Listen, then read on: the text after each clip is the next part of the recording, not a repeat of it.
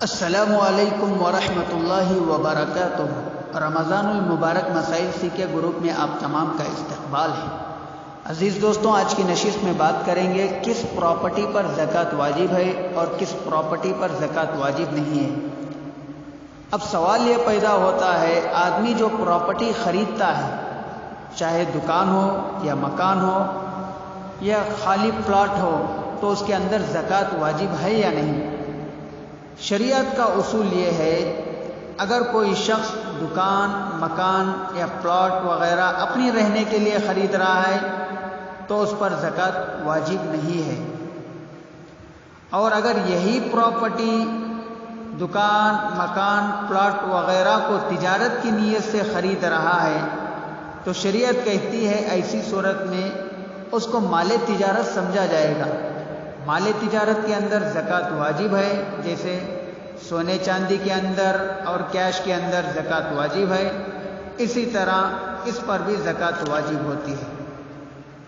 ایک مسئلہ یہ ہے، اگر کسی شخص نے زمین خریدی کرائے پر دینے کے لیے، یا دکان خریدی کرائے پر دینے کے لیے، یا مکان خریدا کرائے پر دینے کے لیے، یا کسی کے پاس اپنی ذاتی بس یا کار ہے وہ کرائے پر دی ہے، یہ مال تجارت نہیں، اس پر بھی زکوٰۃ نہیں ہے۔ ہاں، اس کا جو ماہانہ کرایہ اصول ہوگا یا سالانہ کرایہ اصول ہوگا، جو بھی ترتیب ہے کرائے کی، اگر کرایہ اتنا جمع ہو جائے، 7.5 تولہ سونا یا 52.5 تولہ چاندی کے نصاب سے کے برابر پہنچ جائے اور اس پر سال بھی گزر جائے، ایسی صورت میں اس رقم پر زکوٰۃ واجب ہوتی ہے۔ ایک مسئلہ یہ بھی ہے، بعض مرتبہ ایسا ہوتا ہے پراپرٹی خریدتے وقت کوئی واضح نیت نہیں ہوتی، یہ نیت ہوتی ہے اگر اس کی قیمت اچھی مل جائے تو اس کو بیچ کر نفع کمائیں گے، اور اگر اس کی قیمت اچھی نہیں ملی تو رہنے کے لیے رکھ لیں گے، تو اس پر بھی زکوٰۃ واجب نہیں ہے۔ لیکن بعض اوقات خریدتے وقت رہنے کی نیت تو ہوتی ہے، بعد میں یہ نیت بدل جاتی ہے اور اس کو بیچنے کی نیت ہوتی ہے، ایسی صورت میں بھی اس پر زکوٰۃ واجب نہیں ہے، لیکن اس کو بیچنے کے بعد جو پیسہ آئے گا اس پر زکوٰۃ واجب ہوگی۔